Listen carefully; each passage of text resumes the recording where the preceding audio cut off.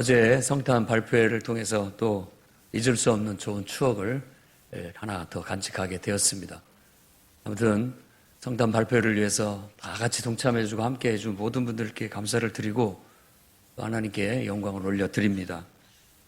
성탄절 시즌이 되면 제일 먼저 눈에 띄는 것이 바로 곳곳에 장식한 꼬마 전구라고 할 수 있겠습니다.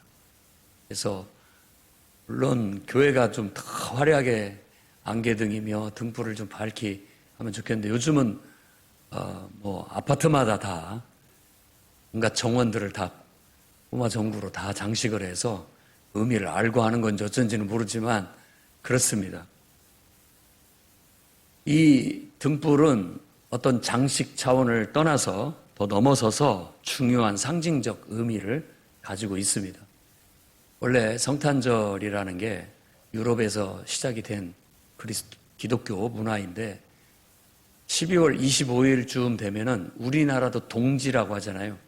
그때가 바로 가장 밤이 아주 길게 된 겨울철을 맞이하게 됨으로써 빛의 축제 같은 그런 문화를 통해서 연말, 연시를 이렇게 보내곤 하는 그런 문화 속에서 나오게 된 것이라고 볼 수 있습니다. 근데 그 어둠, 여러분들도 어두운 방 안에 들어가면 맨 먼저 하는 것이 불을 딱 켜야 되잖아요. 불을 켜지 않으면 어두워서 우리가 뭘 볼 수도 없고 뭘 만질 수도 없고 행동할 수도 없기 때문에 그렇습니다. 빛이라는 것이 우리 인생에 얼마나 소중한지를 느끼고 그것이 그냥 단지 아름답다, 예쁘다 이걸 떠나서 우리 인생에 둘도 없이 너무나도 중요한 요소다. 바로 그 빛이 오늘 이 성탄절에 바로 예수 그리스도다. 여러분 아파트에 다 장식되어진 그 밤마다 밝히는 그 등불은 알고 하든지 모르고 하든지 그 빛을 보면서 우리는 우리 인생의 빛은 우리를 구원하러 오신 하나님 바로 예수 그리스도다. 그분이 없다면 세상은 아름답지도 않고 그분이 없다면 어둠 속에서 우리는 헤매고 말 것이다 라는 사실을 느끼고 깨닫고 하는 그런 은혜가 있기를 바랍니다. 오늘 1, 2절 말씀에는 흑암에 처하여 고통을 당하는 자들에게 그 빛이 비추게 될 것이라는 예언이고 마태복음은 바로 이 말씀을 인용해서 예수께서 세상에 빛으로 오셨다라는 걸 얘기합니다.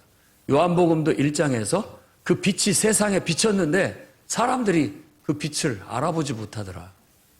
수도 없이 아파트마다 정원마다 꼬마 전구를 다 달아놓고는 있지만은 그것이 바로 예수 그리스도를 상징하고 우리를 구원하시러 오신 예수님의 구원의 빛이라는 것을 모르고 있듯이 모르고 그냥 그 빛을 바라보듯이 그 빛이 세상에 비쳤지만 알지 못한다라고 요한복음은 얘기합니다.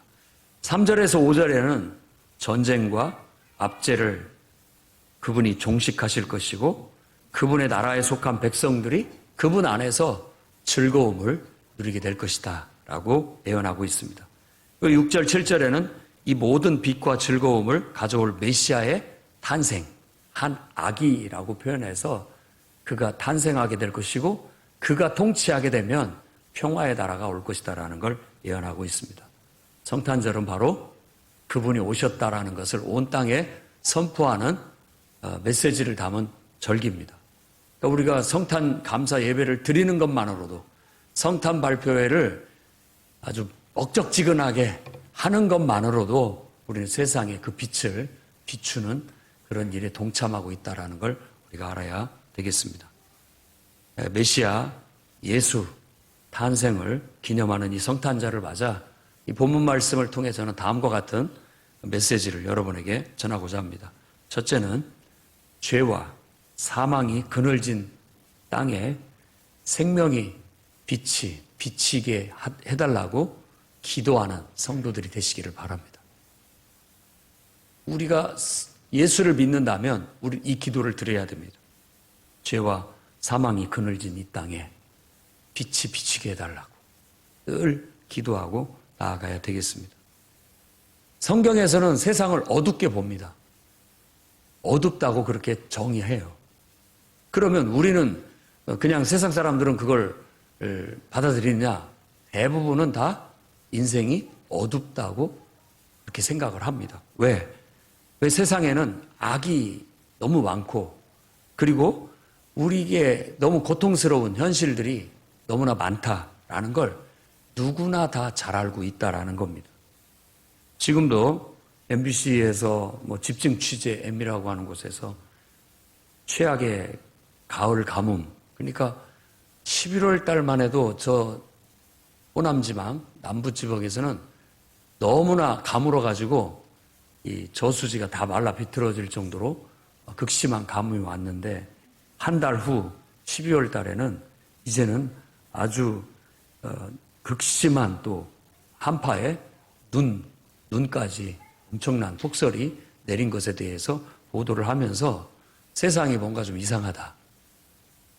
기후가 종잡을 수 없고 지금 왜 이런 극단적인 그런 기후 형태로 가고 있는지에 대해서 얘기하면서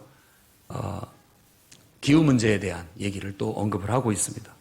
뉴스에서 보듯이 미국은 빙하기가 미 북방부는 빙하기가 찾아왔다 할 정도로 영하 40도 이하로 떨어지는 그런 극한의 추위가 찾아왔다고 합니다. 그것도 가구에 전기도 들어오지 않은 상태에서 그 추위를 버텨야 된다라는 그런 정말 세계에서 제일 가는 미국이라는 나라가 그런 상황에 처해 있다는 것도 말해주고 있습니다.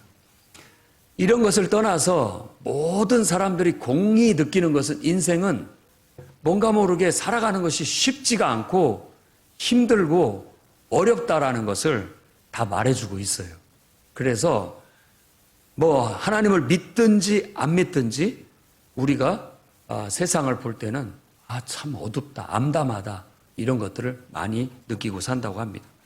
예수님께서 태어나셨던 그 세상도 세상에는 폭력과 불의와 권력 남용과 많은 노숙자들과 압제를 피해서 떠돌아다니는 난민들과 이산가족 또 정말 말로 할 수 없는 슬픔 이런 것들이 아주 가득했다라는 걸 알 수 있습니다. 오늘날도 예외가 아니에요. 세상이 흑암에 있다라는 말은 바로 그런 의미라고 우리가 봐야 되겠습니다. 그런데 묘합니다. 이런 문제가 많은데 사람들은 정치인들은 정치로 해결할 수 있다라고 큰 소리를 빵빵 칩니다. 그리고 과학자들은 과학이 이 문제를 해결할 수 있다라고 빵빵 칩니다.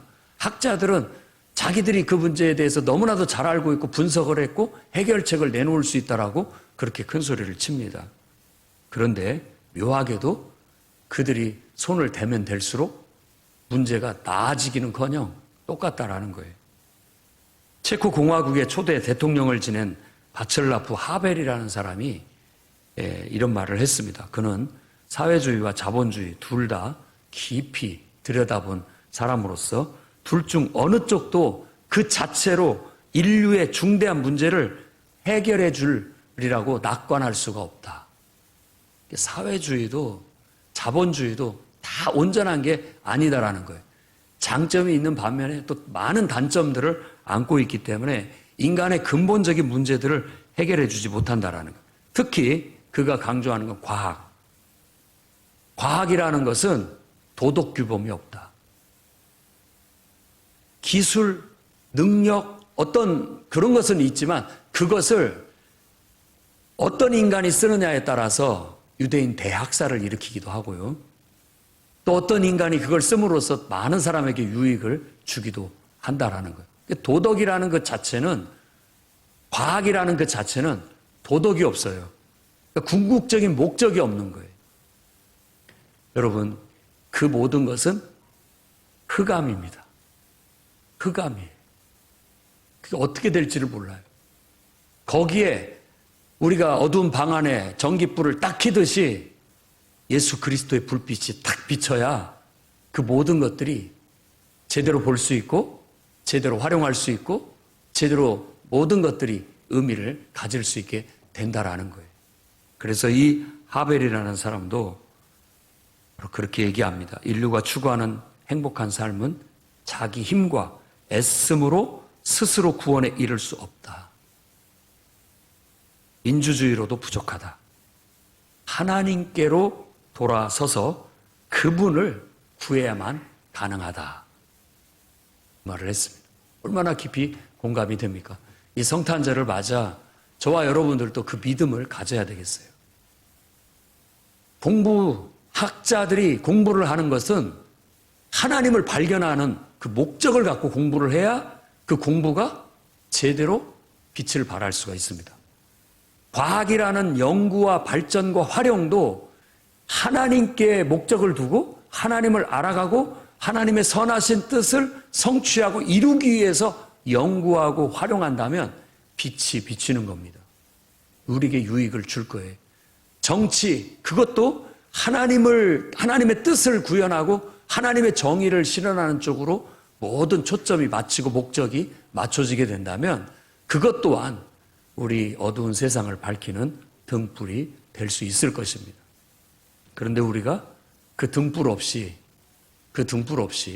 만일 우리 힘으로, 우리 노력으로, 우리 학문으로, 우리 과학으로, 우리 지혜로 뭔가를 하려고 하면 이쪽 해결하면 그 다음 쪽이 문제가 터져요.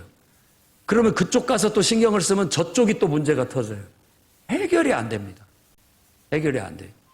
그리고 여러분 스스로도 한번 정직하게 한번 얘기해 보십시오. 내가 그것을 정말 선용할 수 있는 자격이 있는가? 능력이 있는가? 그런 것들이 나한테 주어졌을 때 진짜 하나님의 정의와 하나님의 뜻을 따라서 내가 선용할 수 있을 것인가? 아니면 내 이기적인 욕심, 팔은 안으로 굽는다고 나 자신을 위한 쪽으로 치우쳐서 그것들을 행사함으로써 또 다른 편중을 가져와서 또 다른 문제를 양산하고 말 것인가?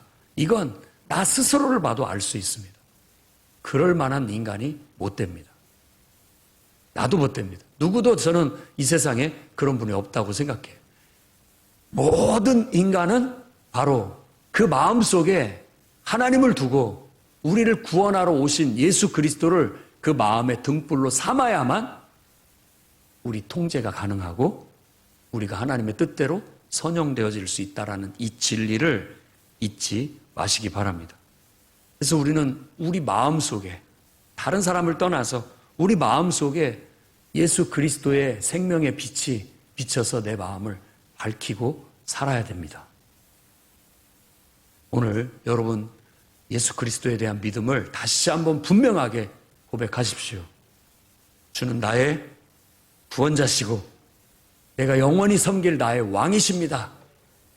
당신 말씀만 따르겠고 당신이 인도하는 대로 가겠고 당신이 주신 말씀 내가 말하고 당신이 하라는 일 하고 살겠습니다.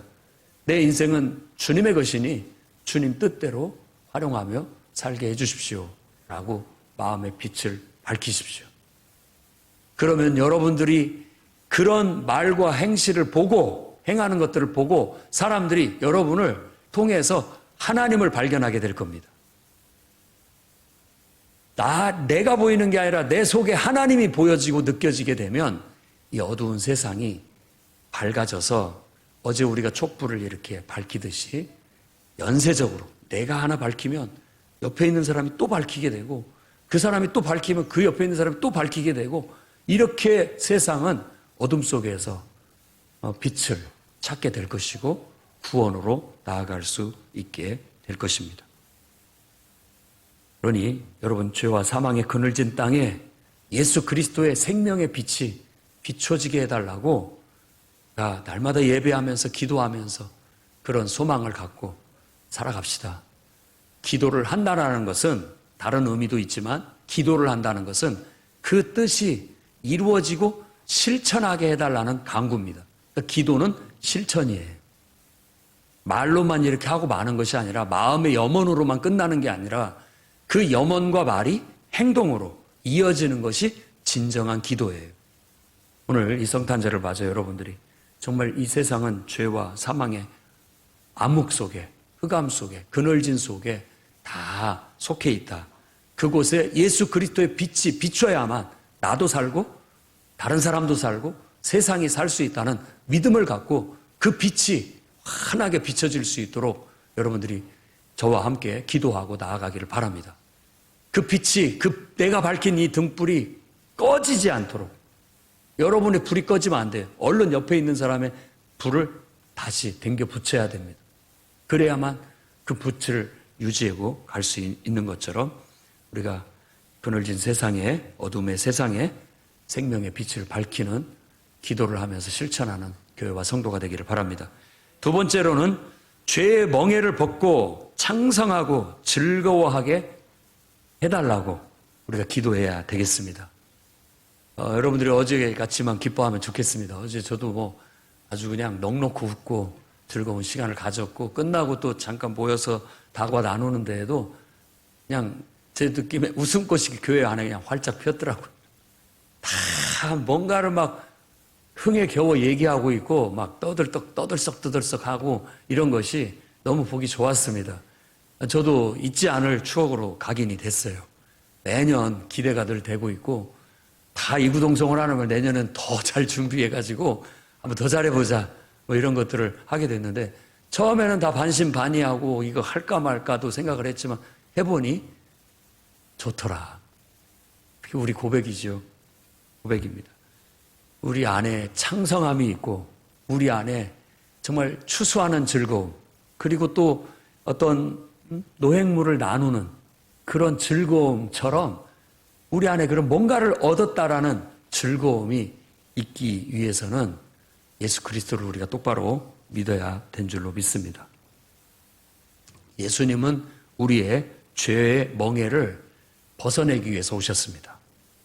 오늘 말씀 3, 4절에도 그렇게 얘기하고 있습니다. 주께서 이 나라를 창성하게 하시며 그 즐거움에 더하게 하셨으므로 추수하는 즐거움과 탈취물을 나눌 때의 즐거움 같이 그들이 주 앞에서 즐거워하오니, 이는 그들이 무겁게 맨 멍에와 그들의 어깨의 채찍과 그 압제자의 막대기를 주께서 꺾으시되 미디안의 날과 같이 하셨음이니이다. 미디안의 날과 같이 하셨다라는 건 이스라엘 백성이 광야로 나왔을 때 맨 먼저 그 미디안 족속들이 가로막고 섭니다. 주님이 싸우셨다고 그렇게 얘기합니다. 그러니까 주님이 해결해 주셔야만 해결되는 게 인생 문제예요. 우리가 이상해요. 그게 진리인 것 같습니다.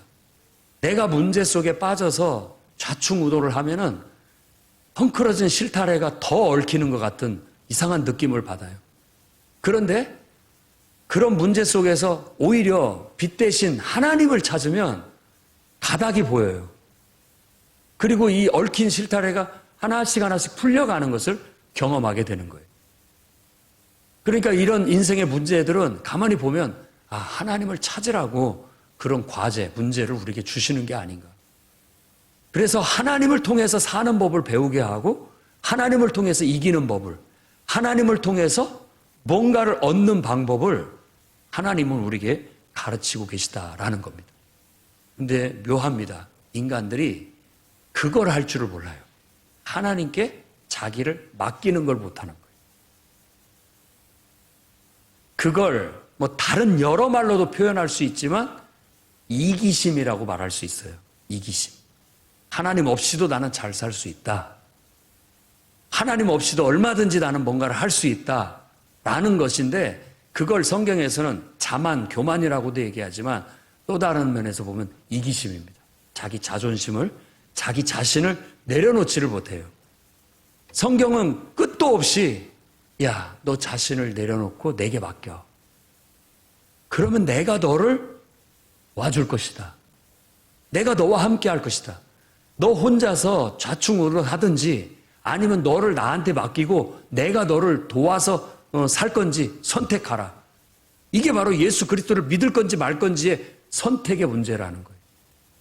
내가 만일 예수님을 믿겠습니다라고 했다면 그 믿음은 내 자존심 내려놓고 내 이기적인 마음 내려놓고 이제는 다 주님께 맡기겠습니다. 이것이 바로 믿음의 고백인 거예요. 저와 여러분이 적어도 이 자리에 나왔고 이 자리에 앉아서 성탄 감사 예배를 드린다는 것은 어느 정도 우리에게는 그 믿음이 있고 그 고백이 있다고 믿습니다. 어른이나 아이나 할 것 없이 나는 하나님이 창조하셨고 나는 하나님의 것이고 내 인생은 하나님이 내 인생의 구원자가 되어주시고 인도자가 되어주시고 내 인생의 왕이 되어주셔서 나를 다스려 주시면 내 인생은 내가 내 인생을 이끌어가는 것보다도 훨씬 더 잘 살 것이고 더 나아질 것이고 더 행복해질 것이고 더 복되게 될 것이고 더 많은 것을 얻을 수 있다라는 믿음과 확신이 있기 때문에 이거 뭐 억지로 내 거 빼앗기는 것 같이 주님께 드리는 게 아니에요. 당연히 맡겨 드리는 거죠. 그분이 나를 죄와 사망의 멍에에서부터 우리를 탁 건져 벗겨내버리고 우리에게 정말 창성함을 주실 뿐만 아니라 우리에게 즐거움을 주실 것을 믿는데 왜 우리가 그렇게 하지 않겠습니까?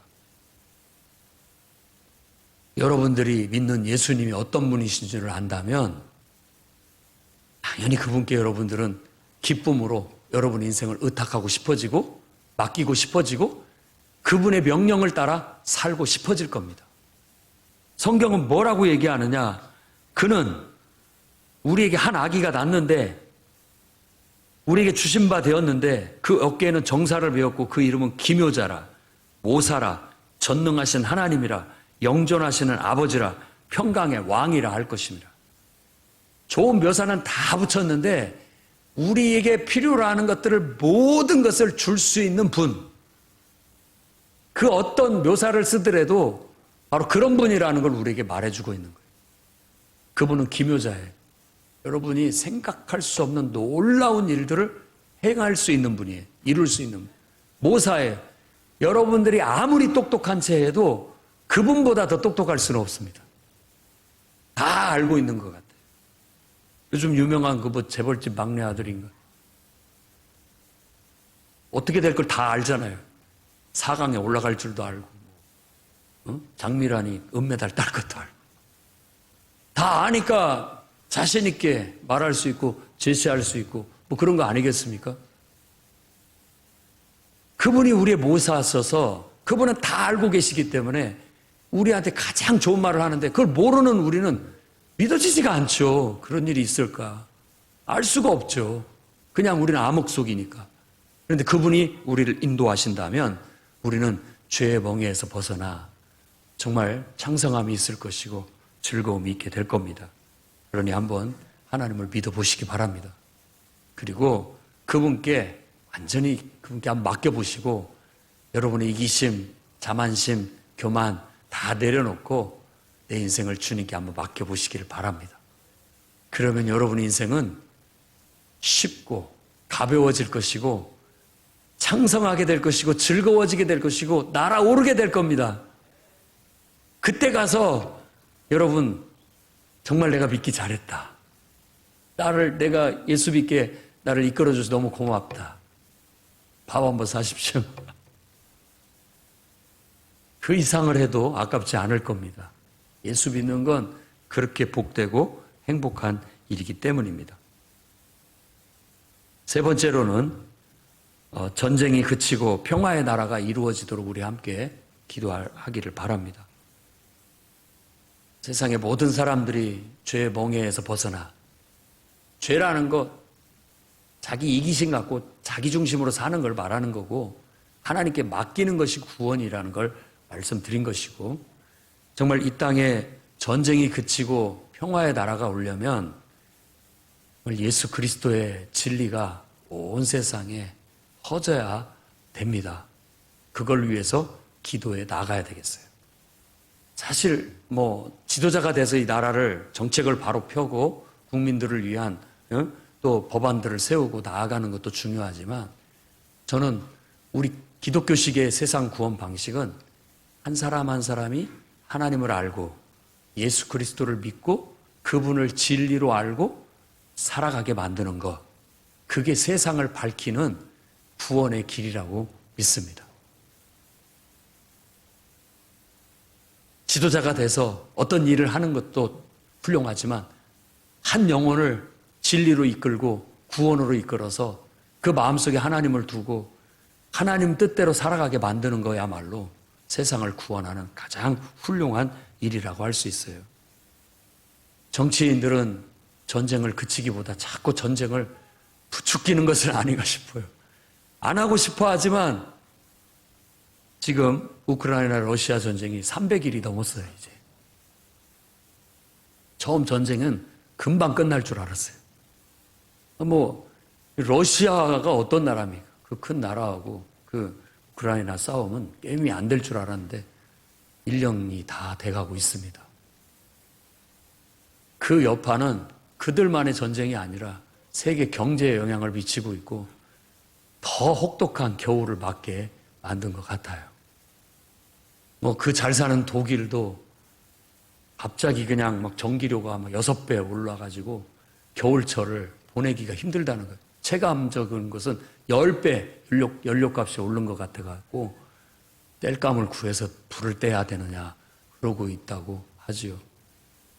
우리에게도 지금 경제적인 여러 가지 압박감과 어려움은 겨울처럼 이렇게 춥게 다가오고 있는 현실입니다. 누가 이 문제를 해결해 줄 수 있단 말입니까? 그렇게 힘있고 똑똑하고 그런 나라들, 그런 지도자들이 많이 있음에도 불구하고 왜 인간들은 그 문제를 해결하지 못하고 답보 상태에 계속 가고 있는지, 뭔가를 버리지 못한 것이요. 어떤 그 모든 중심을 다 아울러서 이끌어갈 수 있는 지도자가 없기 때문입니다. 그 지도자는 바로 예수 그리스도밖에 없어요. 그 아이가 이 땅에 태어난 겁니다. 그러니 얼마나 우리가 기뻐해야 되겠습니까? 그 아이가 태어났고 그가 세상에 생명의 빛을 비췄는데 왜 세상이 안 달라지고 있습니까? 알량한 자존심을 못 버리고 이기적인 욕심을 못 버리고 하나님께 모든 걸 내어 맡기지 못하는 인간들 때문에 그 문제는 해결이 되고 있지 않은 거예요. 그런데 우리는 바로 그것을 받아들이고 예수 그리스도께 내 삶을 맡겼기 때문에 적어도 우리는 세상의 평화를 이어가는 하나의 등불이고 연결고리가 되고 있다는 사실입니다. 전쟁이 그치고 평화의 나라가 이루어질 수 있도록 우리가 더욱더 힘차게 마음을 같이하여 기도하는 저와 여러분이 됐으면 좋겠습니다. 언젠간 그날이 오게 될 겁니다. 그것은 내가 어떤 당을 지지하고 어떤 정치인을 지지하는 것으로도 약간의 영향은 있을 수 있겠지만 진정한 문제 해결은 한 사람 한 사람이 우리를 창조하신 하나님을 인정하고 우리를 구원하러 이 땅에 오신 하나님인 예수 그리스도를 믿음으로 받아들이고 그분 안에 세상을 구원할 진리가 있고 그분께 내 인생을 다 내어 맡기고 그분 뜻대로 사는 데에 세상의 평화가 시작된다라는 사실을 믿고 고백하고 실천하는 데 있다라는 겁니다. 오늘 저와 여러분이 예수 그리스도께 내 자신을 맡기고 주님 뜻대로 살겠습니다 라는 고백이 전쟁을 그치고 평화를 시작하는 하나의 파동이 될 겁니다. 그것이 계속 나비 효과처럼 퍼져서 물이 바다를 덮음같이 온 세상을 덮을 때 하나님의 나라가 이 땅에 온전히 실현되게 될 겁니다. 그러니 우리 성도들은 성탄절을 맞아 죄와 사망의 그늘진 이 땅에 예수 그리스도의 생명이 비치게 해달라고 그 빛이 꺼지지 않게 해달라고 함께 기도하시기 바랍니다. 또한 이기적이고 자기중심으로 살고 있는 죄의 멍에를 과감히 벗어던지고 정말 예수 그리스도께 여러분의 인생을 다 맡김으로 창성함을 경험하고 하나님의 놀라운 공급하심 속에 즐거운 일들만 넘쳐날 수 있기를 바랍니다. 또한 정말 진정한 평화의 시작은 나 자신부터 내가 예수 그리스도의 뜻대로 순종하고 살아가는 데서부터 시작된다라는 걸 믿고 그 삶의 실천이 이 땅의 전쟁을 그치게 하고 모든 갈등과 정말 불행한 모든 일들을 다 없어지게 만드는 초석이 된다라는 걸 믿고 실천해 나가시기를 주의 이름으로 축원합니다. 기도하겠습니다. 거룩하신 주님,